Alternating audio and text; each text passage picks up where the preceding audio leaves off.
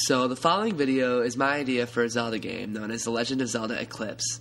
And I'm feeling kind of sick, so my voice is a little annoying, but just bear with me. Alright.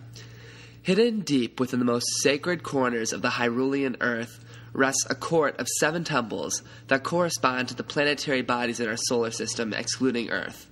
These temples were designed by Din, Feror, and Nehru upon the conception of Earth.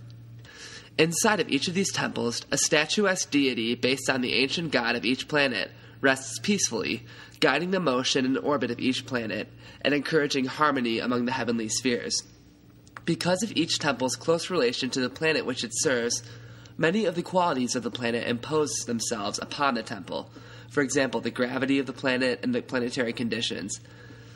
All across Hyrule, astrological sages constantly attend these temples, making pilgrimages to worship the planetary gods and pray for continued harmony of the planets. To be clear, each planetary temple is based on a planet from our actual solar system. For example, the Mars Temple would reflect the actual conditions of Mars and be overlooked by the Roman god of war himself. Now, this obviously might impose a bit of a problem because, while Hyrule is a fictional land, having actual planets from our own solar system would imply that it's situated on this Earth, but I still think it could be a pretty cool idea. Essentially, Ganondorf has cursed this planetary court of 7 temples, infecting each planetary deity with evil and causing the planets to shift dangerously in and out of orbit.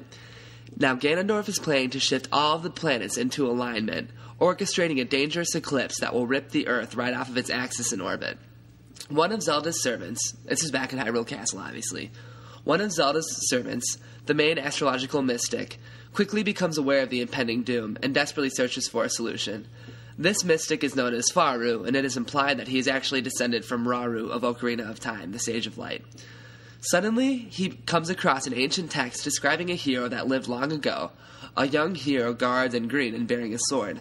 This mystic, Faru, orders a search all across Hyrule to find the young boy. Eventually, you are discovered and brought to the castle, and this is actually where the game begins. Once you arrive at the castle, you are tested in various ways to make sure that you bear the true mark of a hero.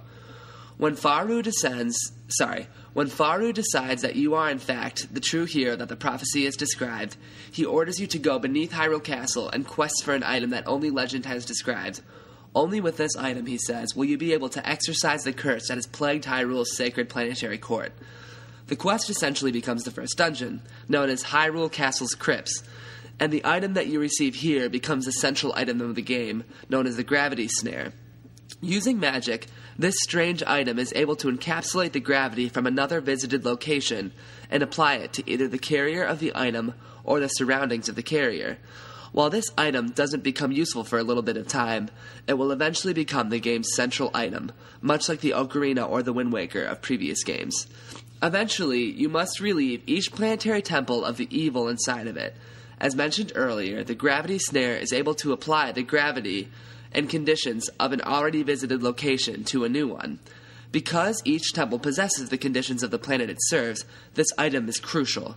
For example, in the first temple you quest, the Mercury Temple, you must occasionally apply Earth's gravity in already visited location to certain items or yourself when advancing in the temple. This element of the game would ideally provide a very interesting puzzle-solving and fighting dynamic. Furthermore, the Gravity Snare would become a more complex item as the game progresses, given the multiple gravities that you have encountered and recorded.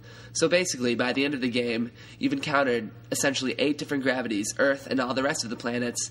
So by the time you've recorded all 8 of those gravities, it'd become very complicated to solve puzzles and fight. At the end of each temple, you must face the cursed deity of that temple as the boss. For example, the end of the Mercury Temple would bring Mercury, the messenger god, and the boss fight would be themed as such. Mercury, for example, wouldn't be extraordinarily difficult if it weren't for his messaging and summoning techniques, much like Adalwa summons insects in the Woodfall Temple of Majora's Mask. Because of the nature of some temple themes, the player would encounter their traditional water temple with Neptune, or their traditional fire temple, probably with Mars, but the planet's theme could create the opportunity for some pretty unique and original temple designs and themes. With Saturn, for example, the god of agriculture, you could have a pretty unique temple unlike anything that has ever been seen in a Zelda game before.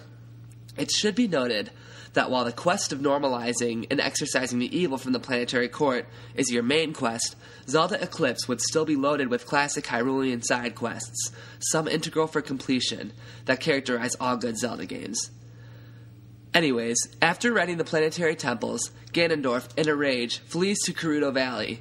Here, you follow him to an ancient palace, the Palace of Darkness, which becomes your final dungeon and boss fight, and using the power of the planetary gods you have encountered and befriended, you seal him into some sort of spatial vortex, kind of like the seal of the Sacred Realm from the Ocarina of Time.